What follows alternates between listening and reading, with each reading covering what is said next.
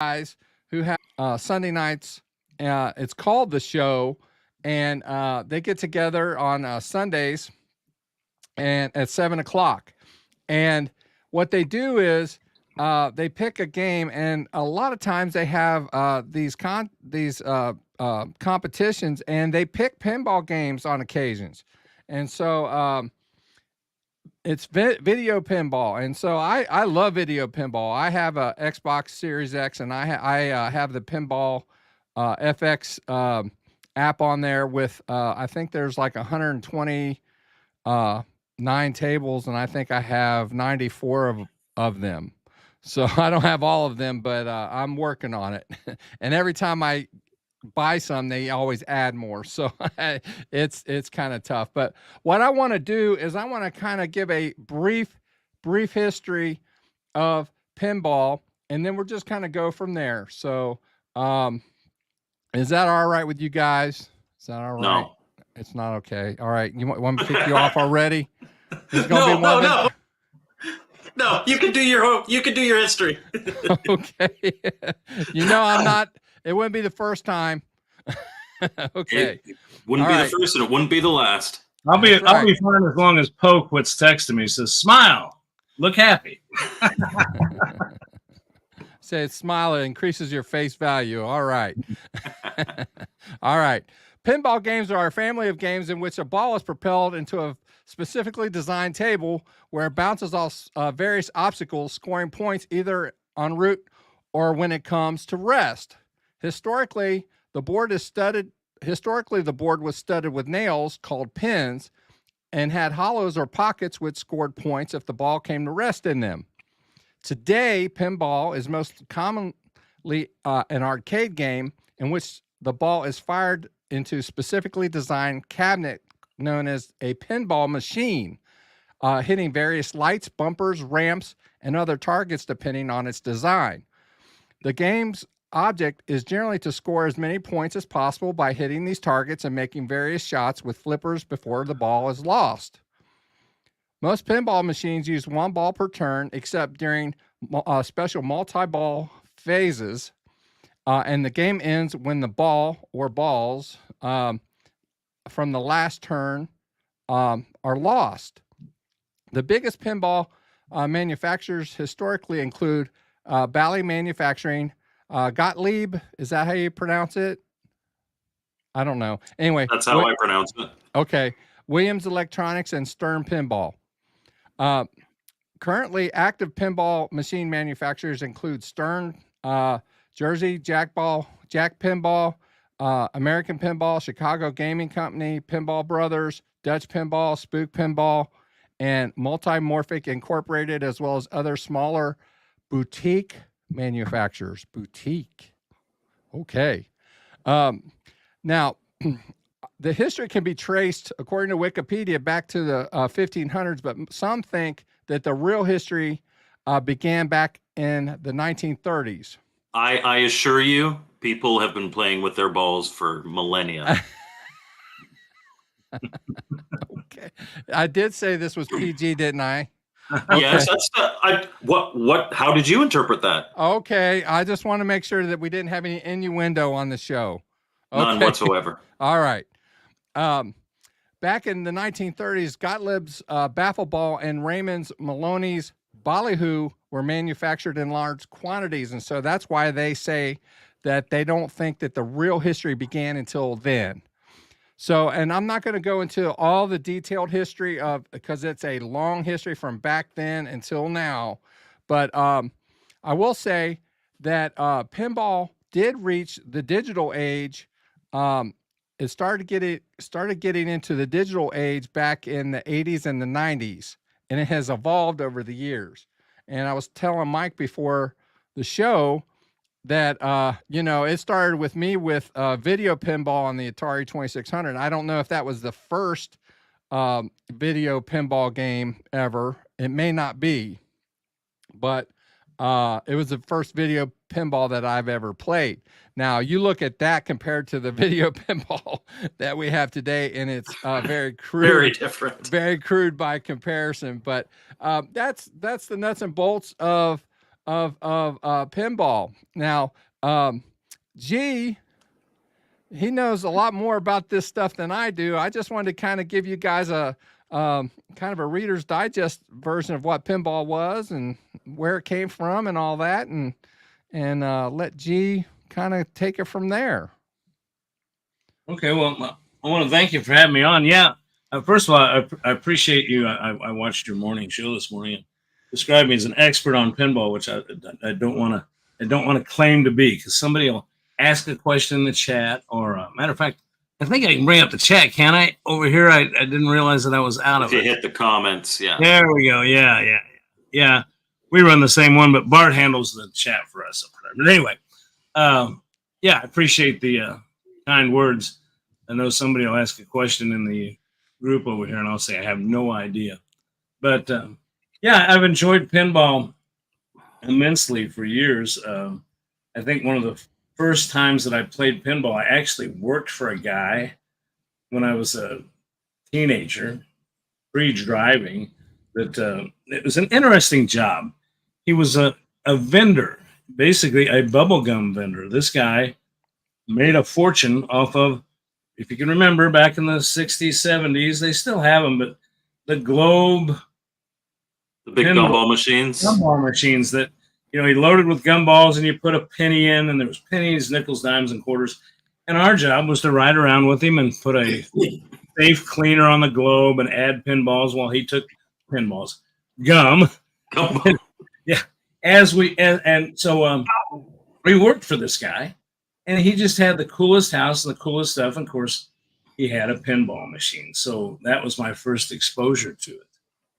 And then, it was just always, anytime I went somewhere when other people were playing arcade games, I'd just always try to find the pinball machines. Of course, unfortunately, that big time hit for me anyway, but not unfortunate for a lot of gamers. The gaming arcade games came out, and the pinball kind of took a nosedive. But I got back into it first with the digital stuff, and then I thought, man, I got to own one. So I ended up, and we'll do a little tour here in a little bit when Bliss wants to let me go do that. But I ended up with 2 digital pinball machines that I built myself, and 2 actual pinball machines. And then I do an arcade cabinet in there. And what went from a media room for me and my wife just to sit in the evening and watch TV got gutted and turned completely into a game room. So nice. Yeah. And yeah, for me, I just to contribute a little bit, my introduction, because they're starting to, Derek just mentioned, or was it Derek? No, it was Jerome mentioned that he's played a few of the older machines from like the 60s. And, I've played a bunch of those, and to me, they seem very samey. It's kind of the same components. They're moved around a little bit. There's 1 or 2 goals. But when I first got into pinball, that was in the early 90s with like Addams Family, Star Wars, Next Generation, Star Trek Next Generation pinball cabinet, Jurassic Park. So it was like just this awesome, awesome thing. And I would find myself split because I was a big arcade guy, and then I would be I'd split that time. But it's interesting now that as an older person, I've gone back and I've played some of those, and I do kind of like the simpler, because those new ones, it's just keep the ball in play. I have no idea what's going on. Smarter people than me, they know, okay, well, when you get the multi-ball, you got to hit this and this and this. But for me, those simpler ones, it's like, okay, all you have to do is get into this one, then this one, then this one. And you just keep doing that over and over and over again. And that's how you get your big bonus points. Just thought I'd add that little bit. Right. Pinball, it's basically, and I don't know really where to begin. You're right. They started out with the actual pinball machines. They were flipperless pinball machines. Matter of fact, I would highly recommend anybody search Google, and you can find a place to watch a movie called The Man Who Saved Pinball. Even though it is a fictional story, it's a fictional story based on truth. So the history that's involved, some of the things are made to make it more Hollywood or whatever. But I do like the fact in that movie that they keep cutting to the future. And he's like, yeah, it didn't happen like that. But that lets them get away with the fact that they are changing little bits of the story. That's right, because they do actually have the guy who they're making the movie about in the movie doing the commentary. But it's just really interesting. You know, Chicago was the big area for manufacturing of pinball machines. And I think they were the first ones to make pinball illegal. And I almost compare it to Jack Daniels in Tennessee. You know, the county that they produce Jack Daniels whiskey in is a dry county. So that's kind of what happened. And it was the bigger cities. I don't think it was never a national law. I believe it was like New York. And I think it was twofold. One is people didn't want their kids hanging around at a pinball arcade. You know, that's where the kids went to smoke cigarettes and wear their leather jackets and do terrible things. The other thing is I think they got upset over the fact that they considered it gambling. They said, you know, that you won items, you know, you won a free game, you won something. So you're putting in money and winning something. And the game was solely luck. Right. Which the early kind of more pachinko kind of games kind of were. Right. You still with the plunger, you decide how hard you hit the ball. And I did play one of the 1930s ones. It was it had these little planes on the table, and they were open, and you'd hit them, and they'd flap down. And it was like, okay, you flew to Chicago, you flew to New York, whatever. And there was a little bit of skill, but it was still primarily a luck game. As soon as you add the paddles, though, I mean, and any game has luck in it, but it becomes more of a skill-based thing. Yeah, and the guy that did this, and it's in the movie, he actually went before the big shots in Chicago, and I can't remember the names now, but they're names that you would know, you've heard about in history. Mm-hmm. The big leaders, which weren't always the most up and up people, you know, to be accusing people of doing stuff. I mean, but long story short, politicians say it ain't so. Yeah, but this guy went and basically took a pinball machine to one of their city council meetings, I guess you'd call it, and showed him how he could play a pinball machine. I think he played for like, I'm maybe exaggerating, but like an hour. You know, he showed that nudging the table and when you timing of hitting the flippers and holding the ball and stuff could make a difference. And that's finally, I think, what saved it. You know, he convinced them it was a game of skill. Right. Now, I do have, I hope, you know, Bliss, I hope you don't mind me doing this, but I got a question for people. I like to involve the people in the chat. See if anybody can throw in the chat the name of the first pinball machine that had flippers. Does anybody know the name of the first pinball? Because that's kind of an interesting thing. I don't know that one. The oldest pinball machine known to have, the first one to have flippers. So if anybody's got that, I'll... Phil, I hope you're very proud of me that you put that comment up, and I'm not going to say anything. I didn't catch all that. Unfortunately, that's why Bart handles the chat on my channel. Unfortunately, that screen that I'm having to watch tonight is a little small for me catching everything, so I don't always catch it all. But yeah, it's just interesting. There was that's a big deal, but that I guess to go from then to now, it's a palette thing, huh? You're not reading it the way I was reading it. Oh, did I read? Oh, I know exactly what he meant, but I'm more on the, like, you're not going to put it up, but more like Mr. Postile here. I'm never putting anything way. Mr. Postile puts up there in the chat, so don't worry about that. So in the chat, Operation Shutdown was kind of the first to jump on. He says Humpty Dumpty. Was that yeah? You got it. Yeah. So you got that right. And since you mentioned, I think you were talking. And what year was that? Do you know what year Humpty Dumpty came out? 1947. Wow. So you're saying that, Anybody who didn't make it through World War II never saw a real pinball machine. There you go. There you go. That's terrible. You know, that I think that's what the big thing though. Now, you know, it started becoming more. I don't know. There's a debate about this. You know, the digital pinball machines started being made, and they're basically community made. Now, Yeah.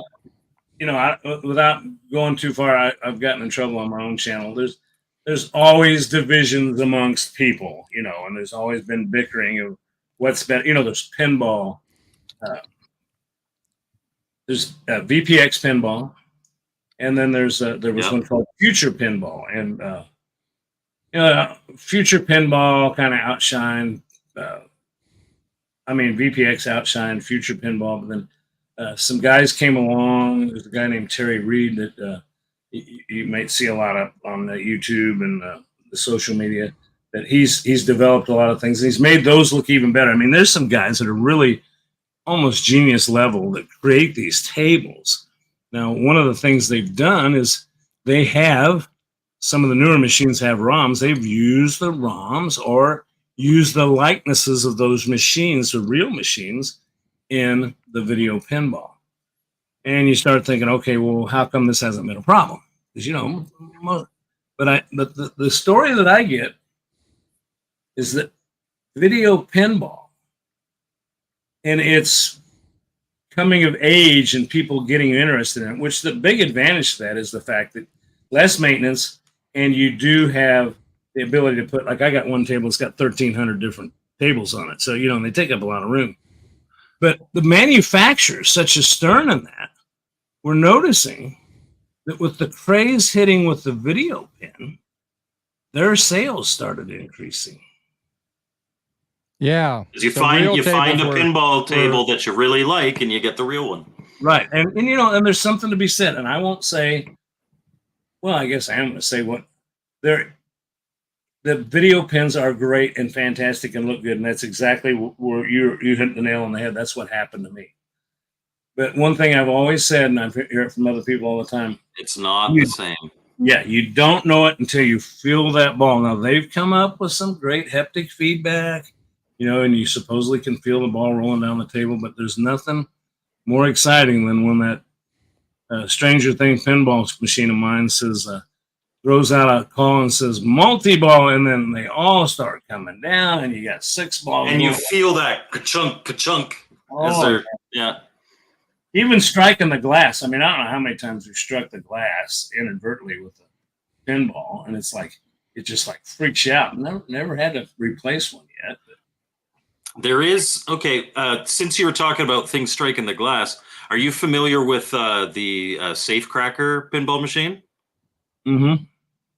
So you know that originally it had coins that if you did a certain thing, a coin would literally pop out, hit the table, and roll down towards you, hit you right in the belly. Pastimes Arcade,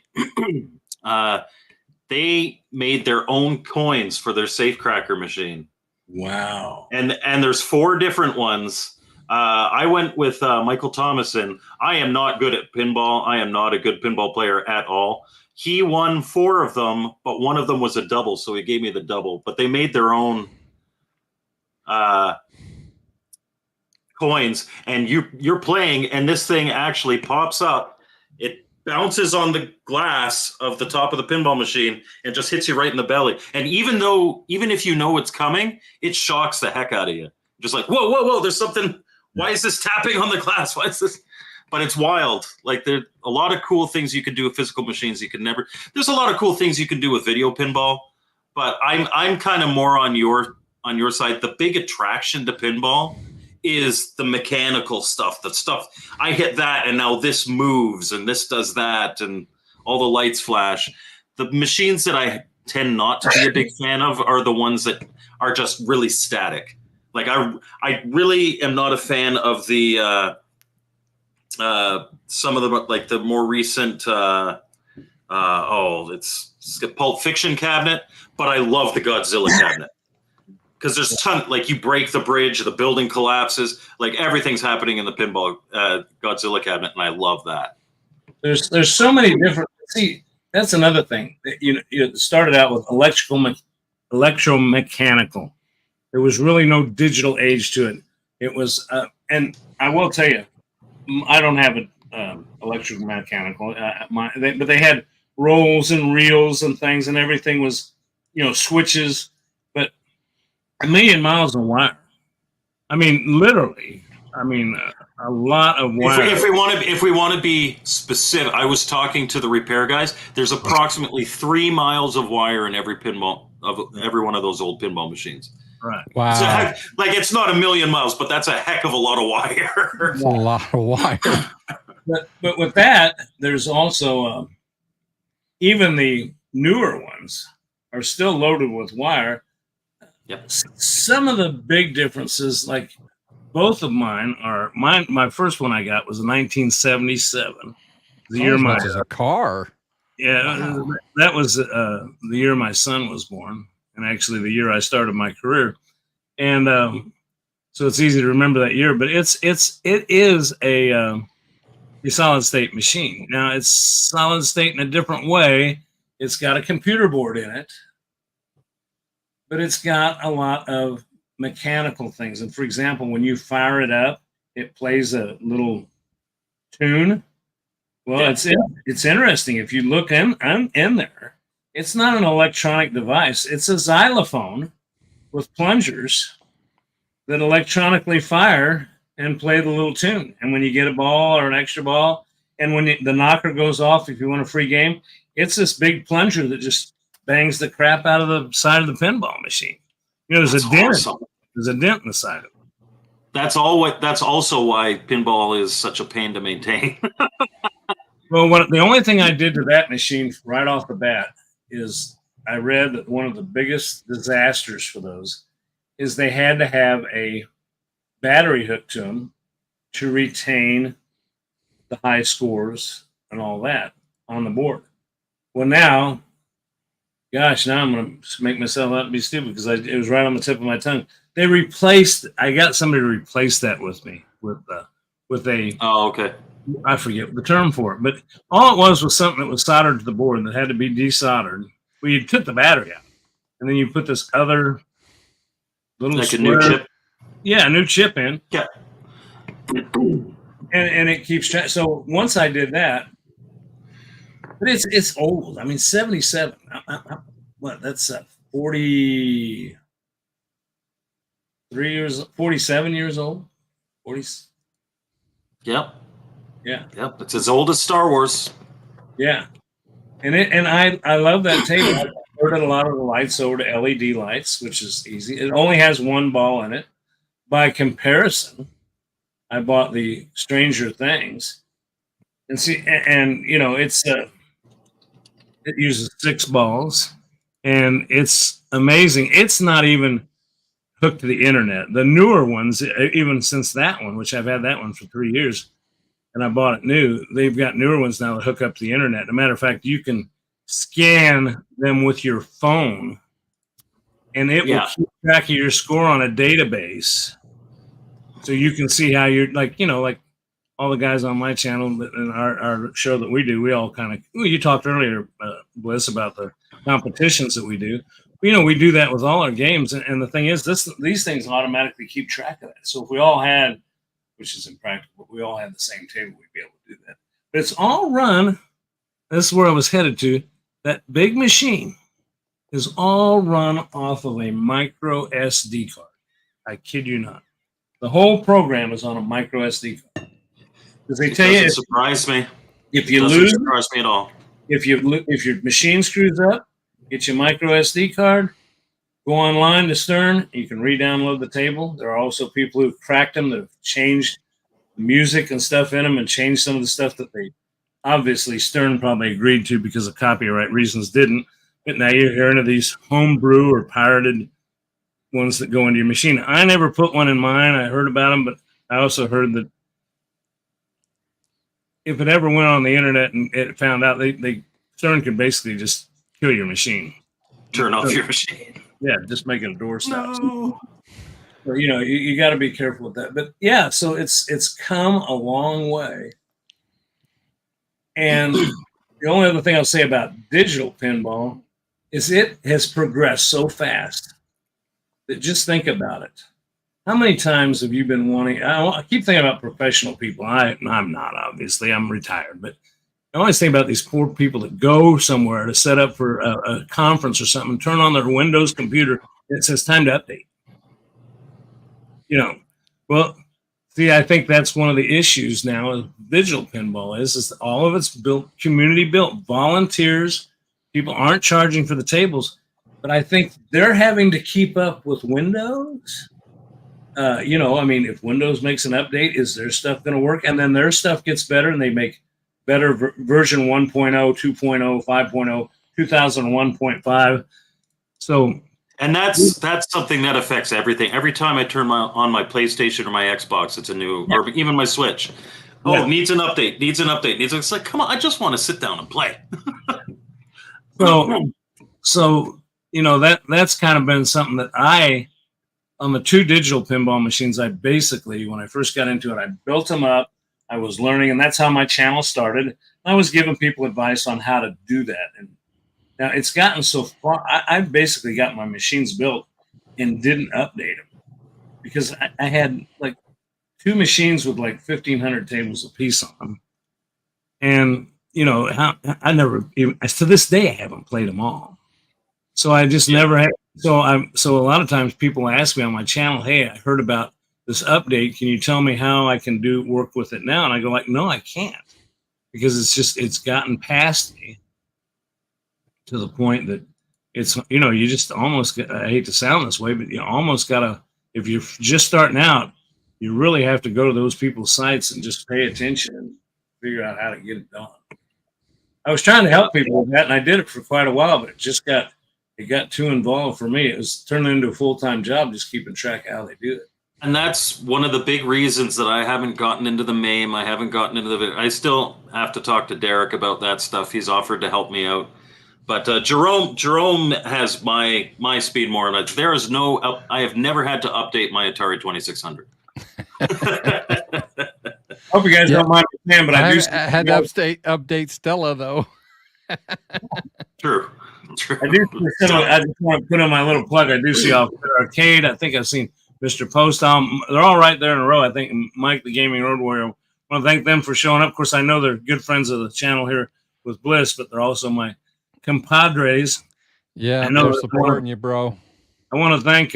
Well, now Poe did tell me if you do well tomorrow night. He told me last night, if you do well tomorrow night, I'd appreciate it if you'd say that I recommended you to be on the show. And he says, if you do lousy, don't mention my name. So that's just kind of where we stand right now. We don't want you to do too well. You'll replace my spot. I don't see that happening. I do enjoy when you guys come over to our show too. But long story short, if you guys would like to see my machines. Yeah, I think we should get a little tour. So I will give a tour. Now I have to enter the studio again with my mobile device, and I'm going to make this as. I hope I'm in now. Yeah, you are. Let me know when you want me to add you, though. Yeah, well, I'm going to have to leave the room because obviously I'm getting a lot of feedback being in the same room with her. Okay, all right. Whenever you want to, it's good with me. I'm just going to walk down the hall. While he's walking, why don't I show this? Okay. I have always said that I don't have a pinball machine, but technically I do have a pinball machine. Friend of the show, Michael Thomason, gave me this as a birthday gift a couple of years ago. And this is a fully proper electromechanical pinball machine. It was made, I believe, in the late 70s, maybe the early 70s, early 80s. But it is a proper pinball machine with real bumpers. It's got lights when you plug it in. So there you go, guys. I do actually have a pinball machine. Oops, I'm sorry. I'm going to remove him. I added him too quick. Well, at least he wasn't in the bathroom. I sent you a message. I need you to answer me real quick, Mike. But anyway, pinball tables. I can remember when I was yes. You do? Invite Poe. Okay. Poe, you want to come on? Poe, I'm sending you a link, bro. And Operation Shutdown says, notice Mike has American pinball. Yes, it was given to me by an American. Okay, I think he's in now, so let's go. Okay, well, I don't know why, but I can't. Maybe you can make him big and us small on the side.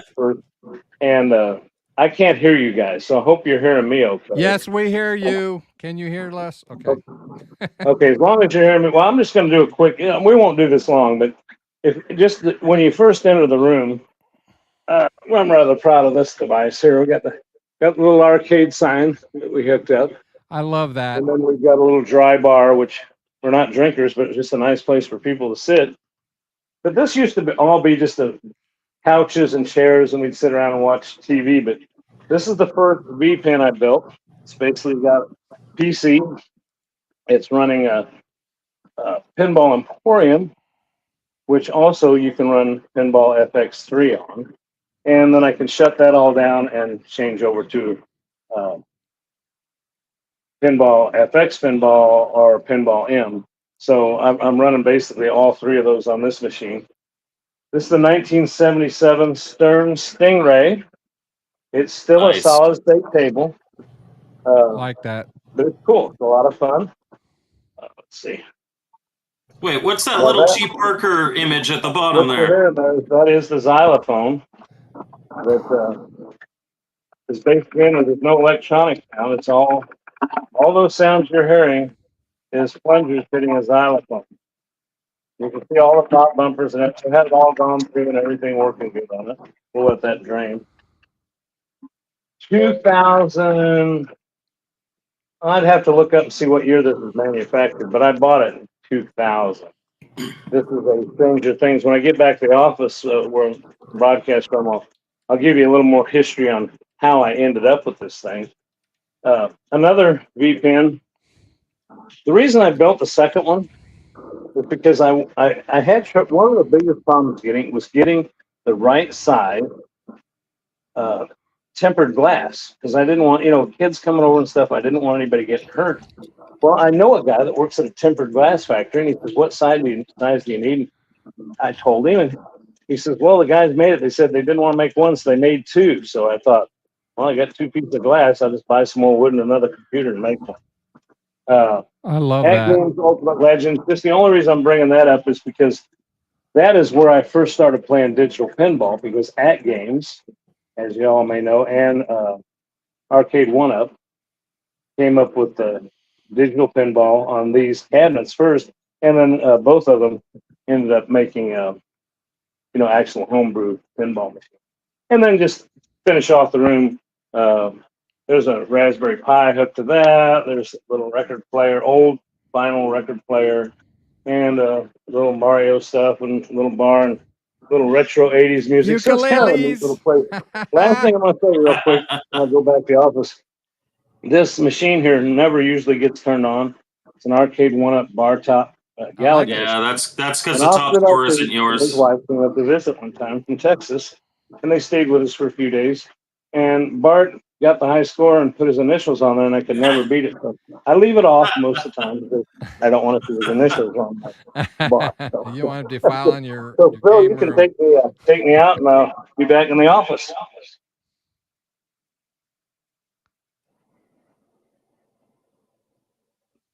Oh, Take him out, Phil. Okay, I am. I'm sorry. I was trying to.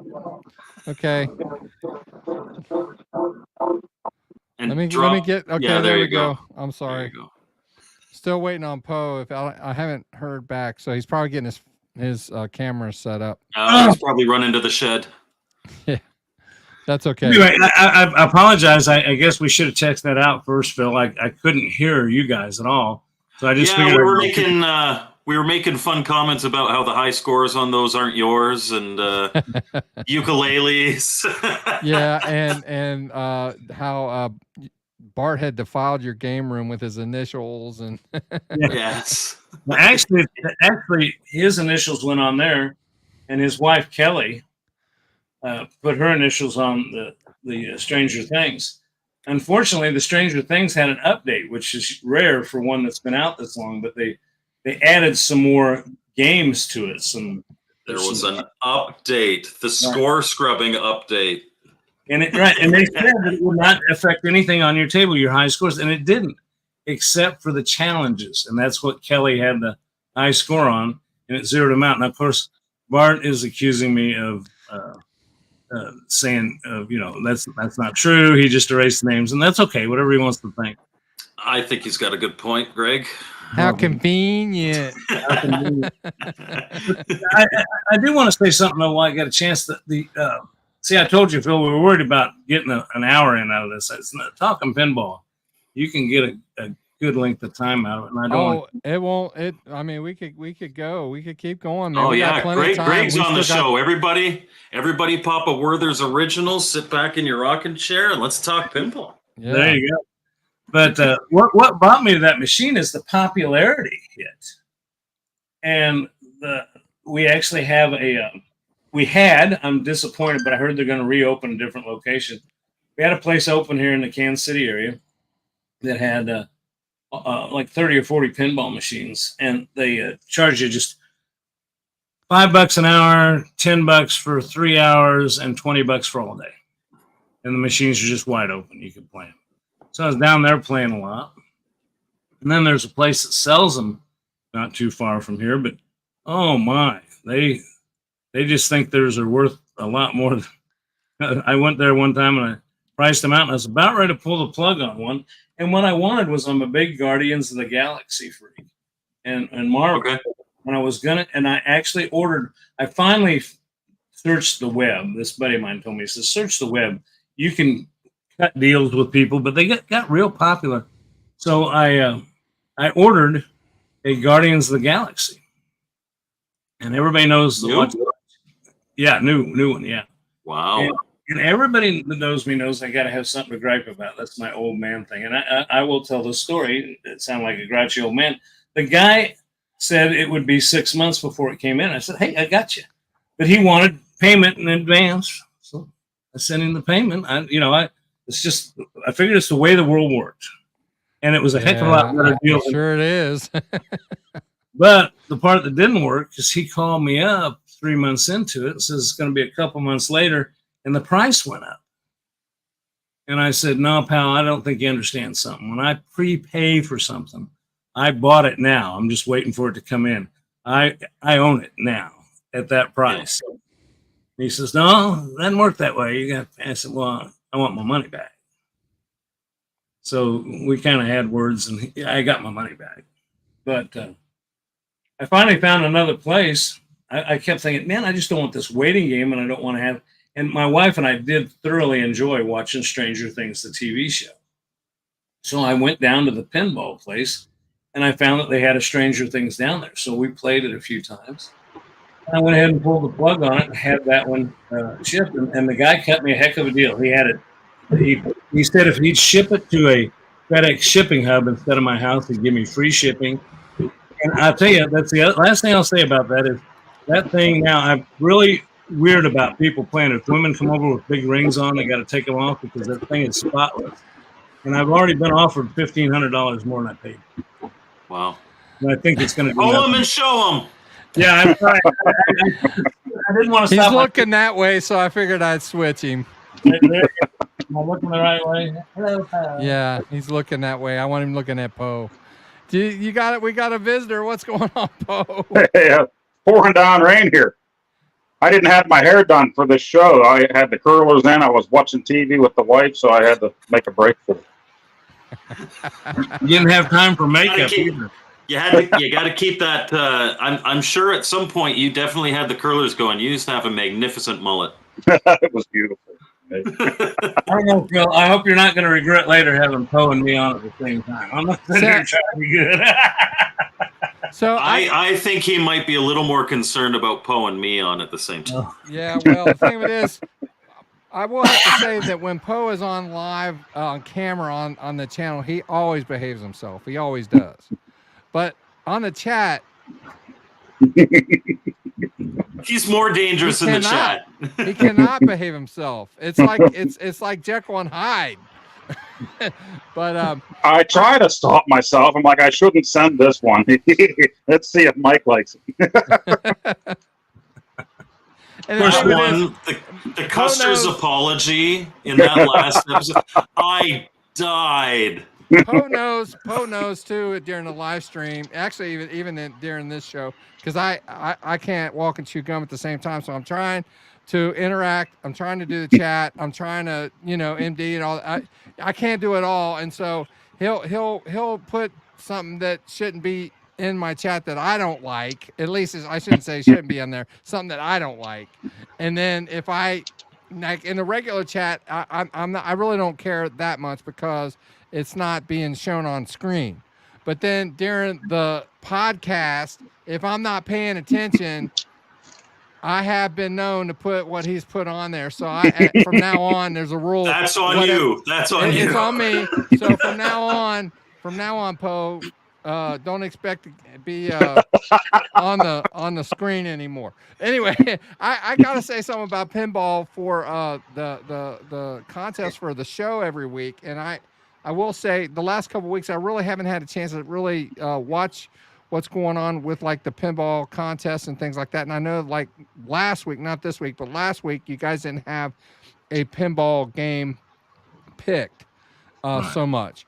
But when you guys do pick games for the Pinball FX games, it seems like almost every time you guys pick a table I don't have.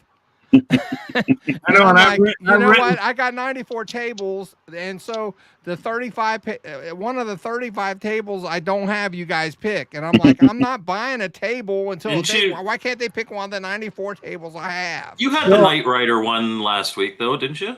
I just played pinball on the channel just because I wanted to play pinball. It wasn't because it was out. Yeah, but they did Knight Rider, and you had that table. They didn't do Knight Rider. I just played it. Well, first they have done Knight Rider, and at that time I didn't have it, but I decided to buy it. Because they just know you're going to mop the floor with them, so they avoid tables. I think that's what it is. I think that's what it is. It's So well, to give you some history on that tournament, I started those, and then Off Grid Arcade started doing a show with me, and we shared the responsibility on it. And then that's when Mike and Poe came along and joined up. And so we just kind of turned it into the arcade games challenges we do in the pinball. Now, those pinball have been a reoccurring. The reason we didn't have one last week is because we have one going this week, is because we play a multi-week tournament and keep track of scores, the scoring for showing up and playing. And then we have a playoff, which is what we're in right now. So, it's a lot of fun. Now, as far as having tables that you don't have, I am in direct communication with a guy at Zen Studios. He happens to be the custodian because they're across the pond, over there, and you can't get a hold of the office during the day. So I talk during the day. I call over there and I talk to the custodian. His name is Lars. You'll see a video from the past. He's going to be back on the show again here pretty soon, and he's got a deal worked out that if we can get people to have to buy machines to join our tournament, well, he's going to steal some stuff because he's not a guy that works there. He's just a janitor, but he's going to get some stuff to it. So, special shout out to Lars. And what was the other guy's name, Poe? Oh, his assistant was Jules. Jules, yes, Jules. He came from a very prominent family over there that everybody's heard of, the family Jules. I remember him telling us that. No.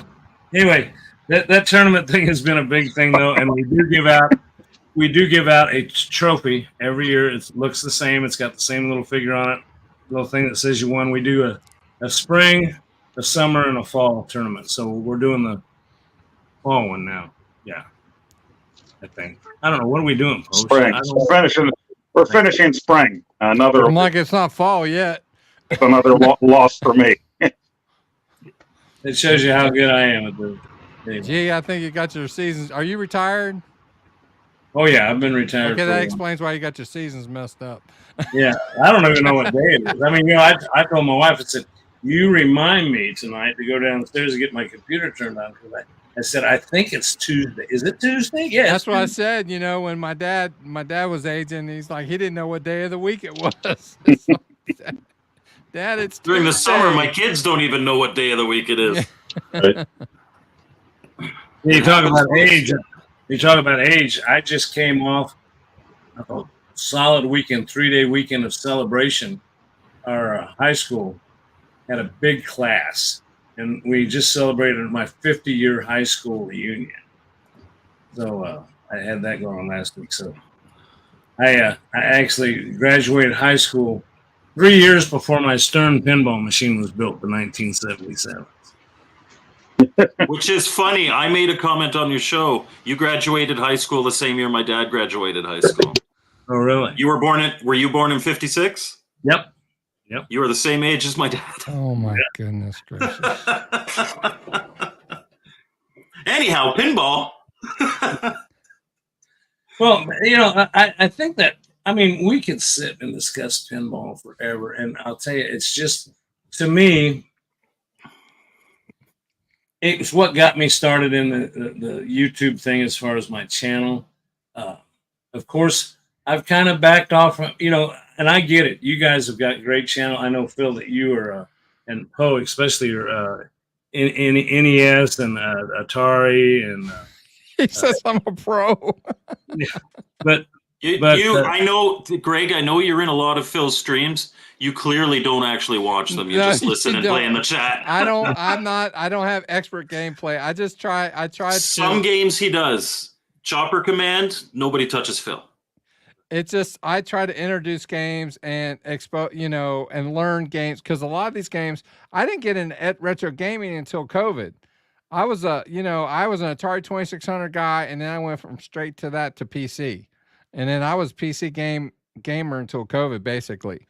So a lot of this stuff I'm learning, and a lot of these games I'm learning for the first time. Actually, I can't necessarily say that anymore because I've been doing it for 3 years now. But even so, that I've played so many games, I haven't played them enough to be good at them. But I played games a lot that I've kind of been exposed to them. I think hanging around with Poe and Mike, especially, and Bart, but Bart's into this the pinball and the simulation. He does a lot of the VR stuff. But Poe and Mike, I've started expanding. You know, I started getting into the Raspberry Pis. I think that was a lot to do with that. And playing those retro games there. Of course, my ROG Alley, I've now got Retro Arch on there. But then I got the Xbox, which Poe and Mike almost disowned me for that because they're PlayStation guys. But I'll tell you what, right now, I just did this afternoon, shot a video that's going to come out playing my 5th episode of Gears of War. And I never thought in the life of me that I'd ever be playing these Xbox Call of Duty type games. First person shooters. Yeah, and I just kind of got Gears of War is a third person shooter. Okay. To be fair. Oh, is it? Yeah, you're just behind him. Oh. You know, I got criticized one time on my channel because I said something. I called a game a certain type of game. There's first person. And so there's kind of a little joke over there with us. If you'll ever hear me say it's a RFG. And they'll say, what's an RFG? I go, well, it's not a first person. It's not this. It's RFG. You know what? It's a random effing game. No, it's a real fun game. It's really fun game. Yeah, I don't care if it's what it is. It's real fun. There you go. That's all that matters, really. I play what I like when I can. And it's great that you've been playing in like the arcade and like the NES challenge and stuff, because then Derek has competition for the bottom of the score list. Absolutely. Yeah. That's how to treat your guests there, Mike. Derek's Greg's cool. Greg's cool. Thanks for being on the show, because I know you're not coming back, G. No, because he's watched. That proves to me that he's watched my channel, because I'm the first to say. First of all, even if I'm the last place, I'm not really last place. The guy who didn't play is in last. That is true. That's right. That's right. And the fact is, every Sunday, Pretty much, unless it's a really busy night, you will find me in the chat of the show. It's a great show on Sundays. I always tell people when I play fantasy football, winning isn't everything, but losing's nothing. Yeah. Yeah. And we got a whole lot of nothing. We got a whole lot of nothing over here. and that's kind of the way we do our talent on our channel and our show. We do the pinball thing, and I just kind of got it started with that little trophy place up the street. Mm-hmm. It doesn't cost me, but a few dollars. It costs me more to ship it to people than it does to. I'm praying that somebody in England doesn't win one of these days, because that'll cost 10 times. Oh my word! You can't even ship to Canada now. It's a good thing I'm not good at pinball. You don't even have to ship to Canada. Yeah. But but now the games, the arcade and the other games that we do are that's just for giggles, for bragging rights. And Poe keeps a good eye on everybody, because he'll be the first one to go on Discord and call a cheater a cheater. Yeah, he's called me a cheater more than once. Yeah, anytime you get 1 point over me, you've got to be cheating. Okay, why don't we? Because we're kind of getting into the last 8 minutes or so. Do you have any? Maybe we could go around, because even people who aren't, pinball pros, been and played hundreds of cabinets. I'm of the opinion that everybody has at least a couple favorites. Do you guys have any favorite pinball machines of any era? And it doesn't matter if you've only paid $5 and this is my favorite of that $5. That works too. Well, if you don't mind me jumping in, I'll just say real quick, because I know exactly what mine is. And I wish I could, I'd like to think that I can afford whatever I want now, but I can't afford this one. And because I went to the place and he had one, and he told me what he paid for it, and I know he'd want a profit, and I said, "You're out of your mind." Batman 66. I want the real. Oh, yeah. Really? Okay. Most amazing, the call-outs, the colors, the old footage of the Batman show, the POW, the Wham, all that. It's all there. And when I go to that pinball place, 90% of the time I'm standing in front of Batman 66. Yeah. And if I could get it in my back pocket, I'd steal it, but I just can't do it. That's all I got. Yeah, well, Alfred said it right there. Monster Bash is awesome. And I do like Addams Family, maybe just because of the theme. But the actual table, it's cool to see that out. But I don't get out to play actual tables. Which one, the 90, the 92, 93 Addams Family? Or that was a great one. Medieval Madness, that's another good one. Another table. Yeah, playing on FX, Medieval Madness, I love that. I but like actual tables. My exposure to pinball tables basically is what I've seen from the Pinball FX collection, because I'm not a pinball expert by any means, but I know that these tables in the digital collection are fashioned from the real thing. I like the fishtails. I like that one. You don't like that one? Next, you're going to say the My Little Pony table.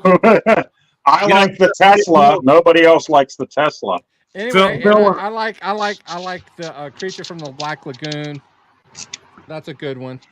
Phil, when I first started watching your channel, I realized there were certain things that triggered you, and I won't even mention what they are, but I just know there's one particular game out there that you when people started dogging you about. As long as it's not 2600 Pac-Man, I'm okay with Pac-Man fever. Well, thanks a lot, Greg. It's been derailed. Well, let me get to the point. Let me get to the point of the story, though. I always defended Phil on that, because I always said I don't blame him one bit, because I've got two things that trigger me, and that is fishtails. That's your kryptonite, huh? That is, and there's one other thing, and that's the mention of the store GameStop. So I don't want to get your your channel in trouble, but I don't want to hear anybody mention GameStop. I got a GameStop. Can we say EB Games? The good old days. Well, here it was the good old days. I think it still exists other places, right? Yeah, it's just we're GameStop now, but we switched much later than you guys. Sorry, Phil, you had another table that you were going to say. I forgot now. I'm sorry, Phil. Oh, okay.